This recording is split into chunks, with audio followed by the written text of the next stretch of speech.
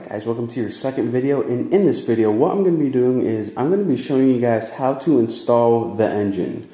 Now usually in these videos what I'm going to be doing is I'm going to be explaining to you guys what exactly each part does and breaking it apart and taking you guys through why you need it, but the engine is a whole different beast. If I start taking apart this engine, then it's going to be like 15 videos just explaining the engine. So I'm going to give you guys a real quick overview of what the engine does.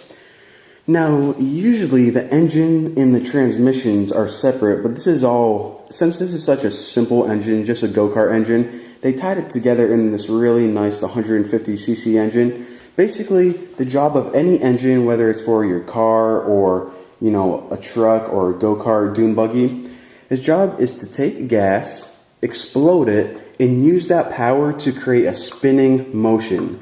Now the engine part that spins is right here. Now the reason that you need to create a spinning motion is, of course, that gear right here is going to be connected via chain to this gear on my rear axle. So of course when the engine spins, a chain turns this rear axle, and then of course this rear axle is going to be connected to the tires and make the go-kart move.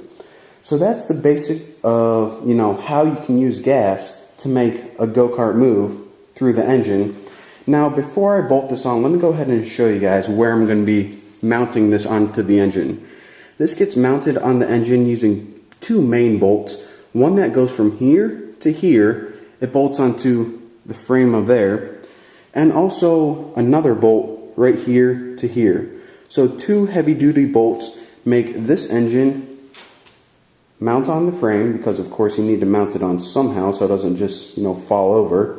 So let me go ahead and show you guys how to mount this baby right now. So like I said before, this engine right here is built to mount onto your frame in two locations. One using a bolt on top and the other one using a bolt on bottom.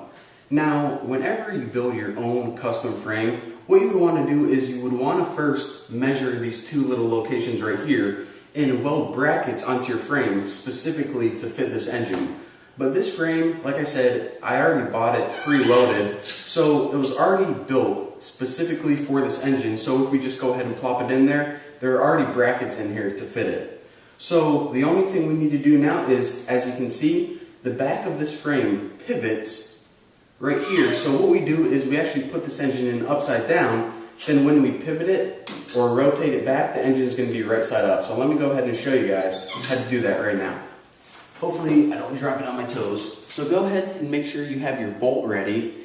And this little bearing is going to go through the bolt, and then it's going to screw on by one nut. And once we have the top bolt, that's the hardest one. The second one, or the bottom one, is relatively easy. So I'm going to go ahead and stick those in my back pocket, grab the engine. And another thing, you also want to make sure that there is no oil in your engine, because if you already put engine oil in, then it's going to leak all over the place whenever you put it upside down. So let's hope there's no oil in here.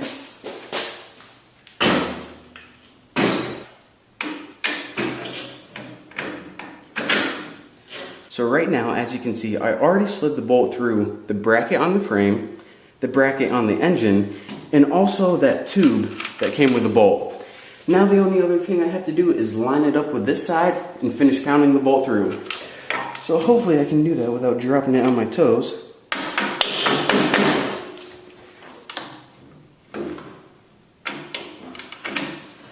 So there we go, right there. The top bolt is all the way through. Alright, so now that top bolt is on there nice and snug, now we can get to the easier part. Now that I don't have to do any more heavy lifting, we just have to line up this bottom bolt, and then our engine will be mounted. So hopefully this bottom is a little bit easier. Find the hole. There we go. There's one side. Might have to grab the old trusty hammer. Yep.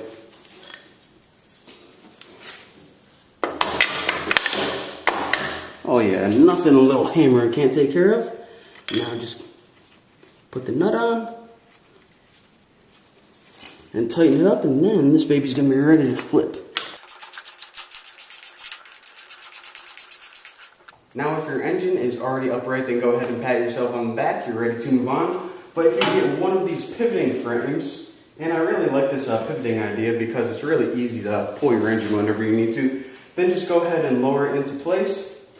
And there are also two brackets, one right here and one right here. And you just have to screw the nuts on these to make sure that your engine doesn't, flip back up whenever you're driving or anything.